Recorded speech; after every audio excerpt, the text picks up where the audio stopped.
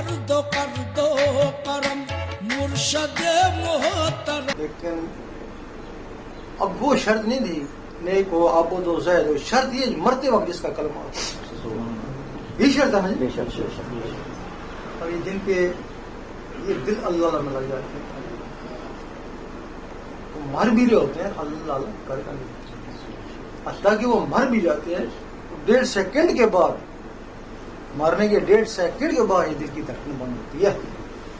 مر بھی رہے تھے اللہ اللہ کر رہے تھے، مر بھی جائے تب بھی اللہ اللہ کرتے ہیں. یہ ہے فضیلت ذکر قلب کی. اس میں شرطیہ ہے الفیہ ہے کہ ذات قلبی کبھی دوزخ نہیں جا سکتا، کیونکہ حدیث شریف میں خود ہے کہ جس میں ذرا بھی نور ہے، ذرا بھی معمولی نور کی کرن ہے، وہ دوزخ میں نہیں جا سکتا. جو اللہ تعالیٰ کرتا رہا 1 سال 2 سال 5 10 سال، اس میں نور تو آیا ہی ہوگا، نور تو آیا ہی ہوگا نا اس میں.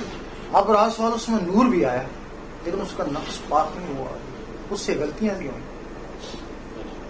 نور بھی آیا اس میں لیکن اس سے ساتھ غلطیاں بھی ہو رہی ہیں، تو پھر اس کا سزا کر کیسے دیں گے؟ آج کی دنیا میں اس کو کوئی بیماری لگا دی گئی یا کوئی پریشانی لگا دی جائے گی، یا کچھ عرصہ قبر میں رکھ کے، یا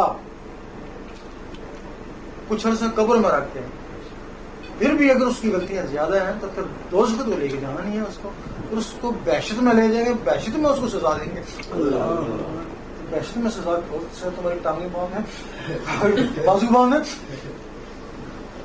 جس میں ذرا بھی نور ہے نا وہ دوزخ میں چلا جا سکتا ہے. اس کے اوپر غوث پاک کا 70 مرتبہ وعدہ ہے، اللہ تعالیٰ کا بھی ہے کہ جس میں ذرا بھی نور ہے دوزخ میں جائے گا.